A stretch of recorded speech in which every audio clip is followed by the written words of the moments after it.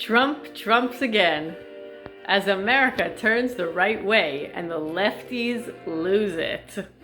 And we're going to be talking about the strange death of Europe as a pogrom strikes Jews in the land of tulips, Holland. And we'll have my new and improved impression of Donald Trump. Join me today on the Jordana River podcast. All right. Hello, my friends. Today is Wednesday, November 13th, 2024, here in the land of Israel. Welcome to the Jordana River podcast. I'm Jordana. For those of you who are new to the show, welcome. And for those of you who know me, welcome back. This is where we talk about current events here in the beautiful land of Israel. I won't be showing you the olive groves in the backyard as it is already too dark to show. I didn't get my act together today. So we're going to be doing it now in the evening. First of all, guys, we did it. America did it. By the grace of God, Donald Trump has been elected the next U.S. president. Thank God, thank God. And God bless you guys. God bless you, Americans, everyone who voted for him. This is great, great news for America, for Israel, and for the entire world. No exaggeration. It is a seismic shift already happening across the globe. Countries are scrambling, countries that are, of course, on the wrong side. Certain dictators, Russia, Iran, Qatar, they have all been scrambling and thinking what they're going to do now that Donald Trump, the sheriff, is in town. So today we're going to be talking a little bit about that. Donald Trump, thank God, by the grace of God, being elected as the next U.S. president and what that means for America, Israel, and the world. And we're also going to talk about the pogrom that hit about 2 days after the election day. There was a pogrom, violent riots against Israeli Jews that were visiting Holland for a big soccer game match between the Israeli team, Maccabi Tel Aviv, and the other team, Ajax or Ajax. I don't follow soccer so much. And we're going to be discussing The Strange Death of Europe, which is really a national bestseller book by Douglas Murray in 2017, who wrote The Strange Death of Europe. He is a fascinating, wonderful man, wonderful British author, and he actually has been in Israel since the war broke out on October 7th, shortly after he made it to Israel, and he has been visiting and exploring every single crucial site that was damaged during the October 7th massacres. He was in Gaza with our troops. He was at with Nova, the Nova Party survivors, and he's just a wonderful, righteous man. God bless him. And back in 2017, he already wrote a book about called The Strange Death of Europe. That has to do, we're going to touch upon that a little bit later on, about what's going on in Europe since the mass Arab Muslim immigration to Europe, especially Western European countries, together with the depopulation of Europeans, and what that all is creating. And lo and behold, a week ago, 2 days after the election day, there was a big violent riots of Arab Muslims living in Holland against the Jewish Israelis after the soccer game. They ambushed them. We're going to be talking about that a little bit later on. First of all, back to America. Let's enjoy a little bit more of the good news. All right, first of all, I promised you guys my new and improved Donald Trump impression. Here it goes. Please bear with me. I think it's going to be better than last time. My friends, we are going to have a joyride. It's going to be great. We're going to make America great again. It's going to be wonderful. We have a wonderful staff. We're going to expand our borders. I mean, we're going to tighten the borders. We're going to close our borders, and we're going to really double down on what we can do. And that Mike Rubio, God bless him, Elon Musk, you're a good choice. We're gonna make America great again. It's gonna be a joyride. We have a wonderful staff. It's gonna be wonderful.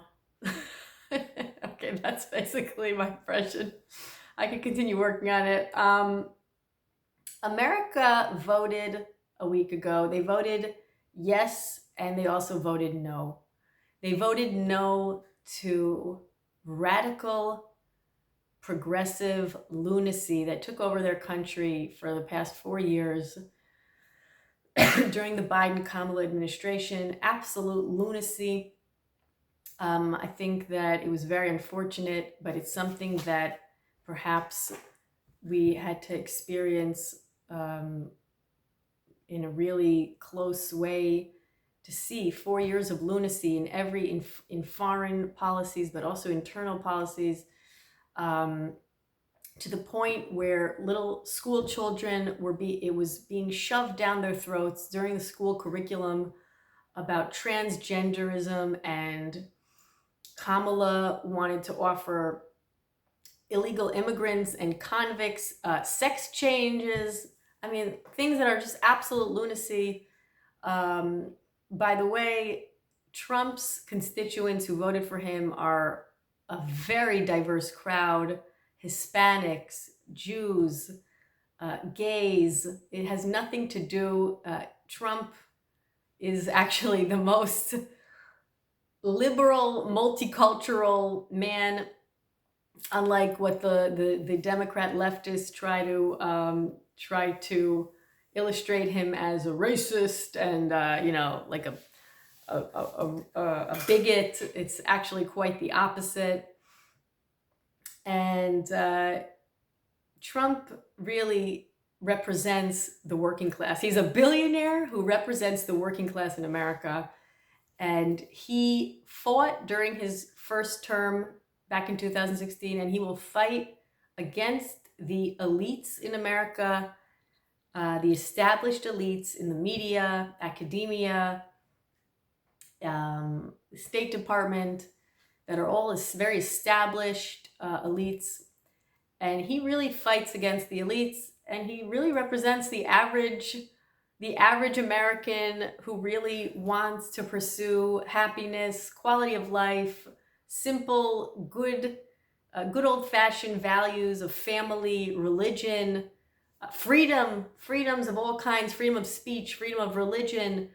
We want to go back. Americans want to go back to basic national identity, religious identity, and they're saying yes to normalcy, to good old-fashioned American values, normalcy, prosperity, and they're saying no to the fake liberal identity politics where everything is racially obsessed. Kamala, to the point where Kamala, her credentials, she wasn't even elected. She was basically appointed by the Democrats. They lost their true. They're no longer a liberal party. They are a fascist party, and everything is about race and sexual orientation, and they are really obsessed with that. Where Kamala became, all she was a black woman. It wasn't about her credentials. She could barely speak. And as Trump trumped again, Americans really said no to that crazy lunacy, and yes to just really truly making America great again, and in the process making Israel and the world great again. Please God. So today we learned a little bit more about Trump's White House staff appointments and who he has appointed to very key positions in the White House staff. Wonderful, wonderful, righteous people who also love Israel and are true friends and supporters of Israel. So we have really the best, I call it the dream team. I mean, really, it's like Michael Jordan, Shaquille O'Neal, all the best basketball players playing on one team. This is what Trump's Trump's staff is looking like. We got New York Congresswoman Elise Stefanik. She is going to be the U.S. ambassador to the United Nations. God bless her. She was the congresswoman who really questioned hard Claudine Gay, the then president of Harvard, if I'm not mistaken. And she was asking her if she could condemn the call for genocide against Jews on her college campus. And her answer was basically, it depends on the context. and Elise Stefanik just really obliterated her, rightfully so, and just wouldn't relent, and made her seem the bigot, and just I don't know if she's anti-Semitic, Claudine Gay, or just truly incompetent. And she afterwards had to resign. So she's going to be the U.S. ambassador to the UN. We got Mike Huckabee. God bless his soul. God bless you, Mike Huckabee. He was the former Arkansas governor, a true lover of Israel. He is an evangelic Christian, and he makes it no secret. He believes that the land of Israel belongs to the Jews. He is in Judea and Samaria. This is where I live. I live in the beautiful Samarian hills. Where there's all these politicized terms where Judea and Samaria is called the West Bank because it's the West Bank of the Jordan River. That's the basis for this podcast, the Jordana River podcast. But instead of he's against even calling it the Jewish settlements, as if we're, like conquering land that isn't ours. Judea and Samaria was the capital of Israel thousands of years ago, hence the name Judea. That's from Judah. Judah was the tribe of Judah. He was the tribe of the kings of Israel, and that was our capital thousands of years ago here in the land of Israel. And while some parts of the world politicized it and tried to call the Judea and Samaria the West Bank, meaning the West Bank of the Jordan River, and to sort of erase the name Judea, because that shows our linkage and our root to this country. He also refuses to call it settlements, Jewish settlements. These are not conquered colonies by Jews. This is our land, and they are our communities and towns. God bless him. He's in favor of annexation of the Judea and Samarian parts of Israel, which we, of course, conquered in the 1967 war, the day of the Six-Day War, which is our land from thousands of years ago, and after the 1967 Six-Day War, it was officially ours, but it was never officially annexed to the whole part of the state of Israel, and he is in favor of annexing those parts. He's going to be the ambassador to Israel. God bless his soul. We got Mike Waltz, a Florida congressman. He's going to be national security advisor to Trump. Wonderful man. And Republican Senator Marco Rubio, which I'm going to show you a short video of him being harassed by some pro-Hamas supporter, and take a look at how he answers her. It's quite astounding, quite amazing. He is going to be Republican Senator Rubio. He appointed him. I forgot which position, also a top key position. Take a look at how he answers this harasser.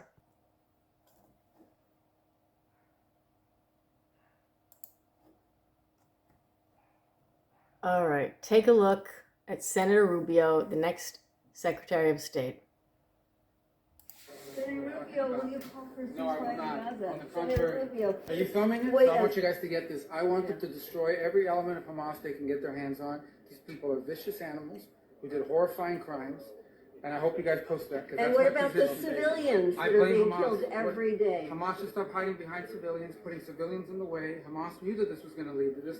So Hamas has stopped building their military installations underneath hospitals. So you don't care that 15,000 have died? You don't care about the babies that are being killed every day? I think it's terrible, and I think Hamas is 100% to blame.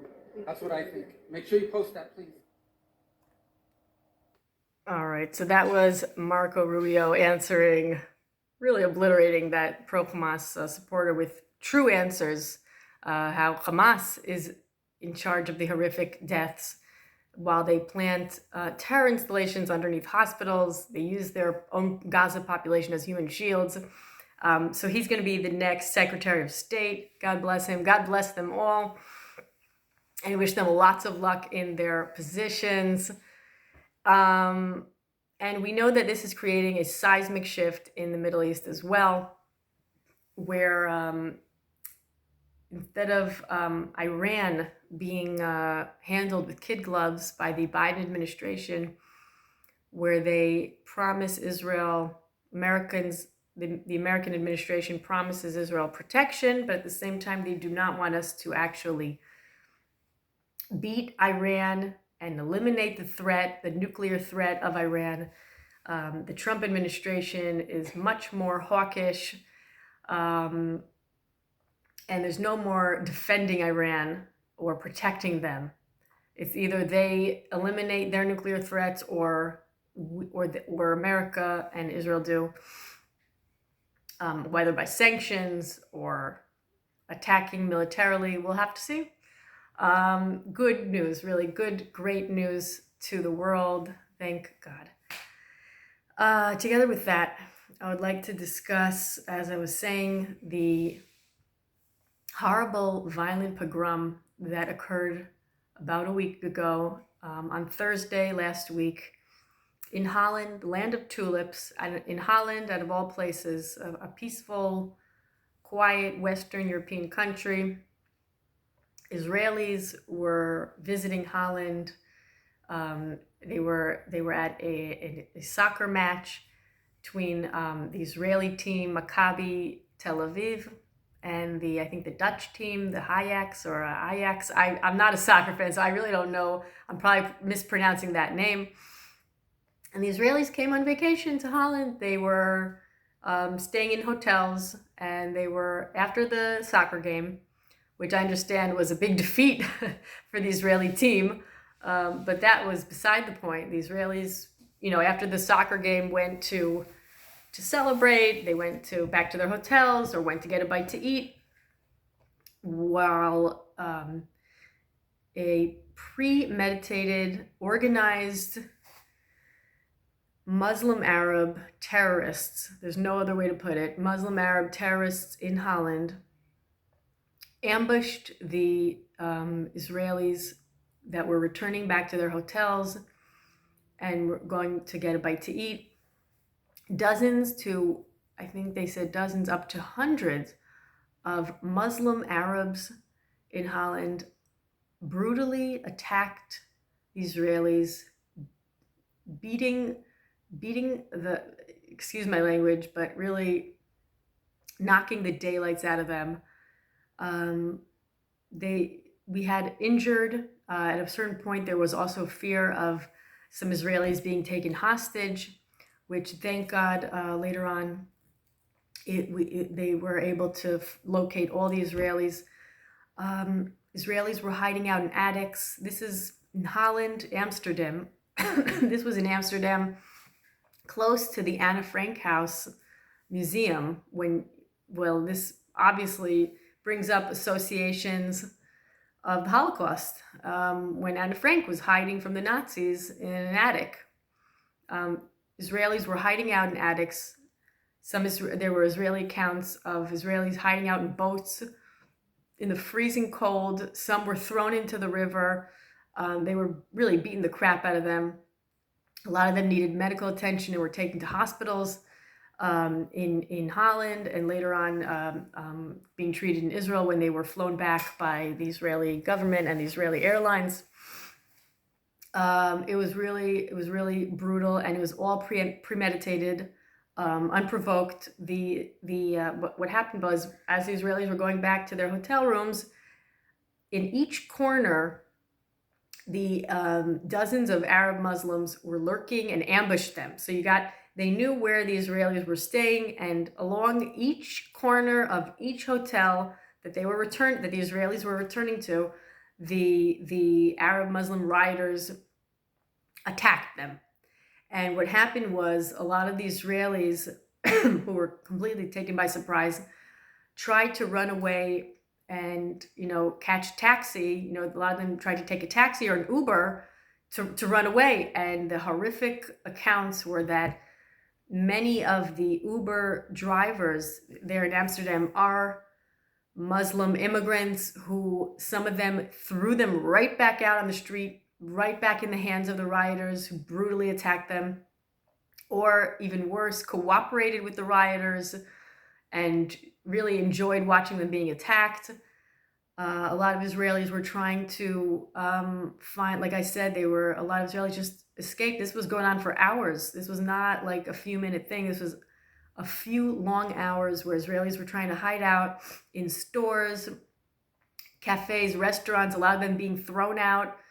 The police not really handling this. There were too few policemen, and they obviously did not know how to handle this. Instead of stopping the attackers, they sort of were just watching, or trying to at least just, instead of arresting the rioters, they would try to maybe create a buffer zone. It was completely useless. And the result is many Israelis were injured. I think about 10 or 12 needed hospital attention. And it was a few very tense days where Israel sent a few airlines to Amsterdam to help to safely get these Israelis home back to Israel, and locate the Israelis that were missing, that we weren't able to contact or to reach them. And there was a fear of being held hostage, which, thank God, they were finally located, and everyone was located, and they are all doing well. They're in okay conditions, thank God. Very shaken up, of course. By the way, kids were being beaten, Jewish kids. They say that also elderly people, Jewish Israeli elderly kids, were beating the crap out of them. I want to show you guys, this is sensitive footage, but it's actually not among the worst footage. This is some footage of the attackers, the Arab Muslim rioters, attacking the Israeli Jews. In one video, you'll see that they're forcing the Israeli to say "Free Palestine" in humiliation. Again, these were the less horrific footage. I think in one case there was one Israeli who was thrown either near the freezing cold river, or inside. I wasn't sure, but this is a brutal anti-Semitic pogrom by the Muslims that were rioting there, and I want to show you guys the footage. Take a look. All right, take a look. This is Arab Muslim rioters attacking the Israelis on the ground. Take a look.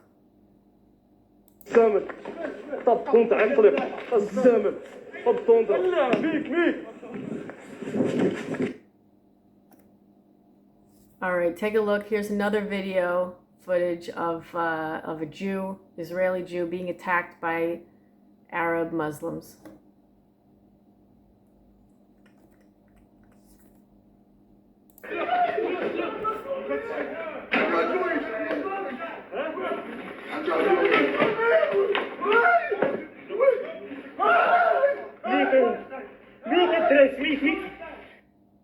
All right, and final video footage of the attack. Take a look at this Israeli man whom they forced to say "Free Palestine." Huh? It's for the children, motherfucker. I'll give you my money. I'll give you, please go. For the children. I'll give you my money. Free Palestine now. Free Palestine. Free Palestine. Free Palestine. Take my money. Take my money. You want to kill kids? Kids are freezing there. Kids. Yeah, so that was the horrific footage. I thought it was important to show. What's going on in Europe? So as I mentioned, Douglas Murray, a really wonderful British author and journalist, wrote this 2017 international bestseller book called The Strange Death of Europe. Excuse me. In this book, this was 7 years ago, and it seems so so true nowadays. Basically, he talks about the mass Muslim immigration to Europe, mostly to Western European countries. It started out back in the 1970s. When Europe was basically a more of an economic, financial immigration, where Europe wanted to import cheap labor, like every country does. And what happened was they imported, or had a lot of mass Muslim immigration from Northern Africa and from Arab countries into Europe. As a cheap labor force. Now, that's all nice and good. It's a win-win situation, right? Because the immigrants are sort of temporary immigrants who come to work in a new country and make enough money so that they could really send back good money to their families back in their original countries, or when they eventually, when the work permit or whatever runs out, they would move back and, could live a comfortable life with the money that they made working as laborers in the European workforce. But what happened was, for different reasons, for various reasons, which we probably won't get into right now, but most of the immigrants actually stayed in Europe. So what happened was, there was just mass immigration for decades, for a few decades now, into Europe. And together with the civil war in Syria, where thousands and thousands of Syrian refugees also were taken into Europe, basically the Western European countries, Germany, France, England, Spain, Holland, Sweden, Denmark, they were really taking in the masses of Muslim Arab immigrants, whereas the Eastern European countries, it's important to make this distinction, the Eastern European countries such as Hungary, Poland, Czech Republic, they basically resisted this coercion to take in Muslim immigrants, and they really refused for the most part. What they did have was Arab students, like student exchange programs, but really these were different types of population who came to learn in the academia there, and they for the most part did not bring their families to these countries, but rather emigrated back to the Arab countries after they concluded their studies. So there's a huge distinction between what's going on now in Western Europe, who took on the mass immigration of Muslims over the past 3-4 decades, versus Eastern European countries, where it's the national identity is stronger of the original country, and they refuse to become this multicultural immigrant country. They're doing better. They're better off, and these are countries that are actually safer to walk freely through the streets without pogroms against Jews. Jews who visit the Eastern European countries in Hungary and Poland, which were countries that during World War II were, part of the Nazi Holocaust and even collaborated with the Nazis, are now actually one of the safer countries for Israeli Jews to visit. Whereas the situation in Germany, France, England, Spain, Holland, Denmark, Sweden, Norway is much, much worse. The Strange Death of Europe. So Michael Douglas's book, The Strange Death of Europe, talks about this mass immigration together with Europe's, at least in Western Europe, loss of identity. So whereas Europe used to be more religious, used to have many churches, Catholics and Protestants, the churches are being emptied out. Europeans are losing their national identity, their religious identity, and they're also depopulating. So the birth rate in Western Europe is extremely, extremely low. I think it's, maybe one child per family or less, whereas the Muslim Arab immigrants to these Western European countries have a very high birth rate. So all these factors together are creating chaos in these Western countries, Western European countries. I'm not talking about, there's a lot of Arab Muslim immigrants who came to Europe for reasons of trying to pursue a better life, or a better economic life, or a life that is maybe not, maybe traditional, but not as tight-knit with the Islam religion as in their original countries. And they came to pursue a different life, a better life. I'm not talking about those immigrants. I'm talking about the Arab Muslim immigrants whom part of their world philosophy is really taking over Europe and taking over the world. And instead of integrating into Western civilization, Western society, want to overrun and take over the European countries and have Islam rule and jihad, the holy war, rule. So that is a very dangerous situation, and we're seeing the results as of now with the pogrom in Amsterdam against Israeli Jews last week. So what Douglas Murray, the author of The Strange Death of Europe, is saying is that each European country will have to stand up for itself and will have to fight back eventually in order to save the European culture, the European national culture, religious culture. There have been thousands of mosques being built in Europe, and whereas the churches are being emptied out. So each European country will have to, as he says, something like, this is a paraphrase, that the good men, the great men will save Europe, meaning the great men of each country who really care about their country and their national and cultural roots, whether it's France's cultural roots or Germany or Holland, England.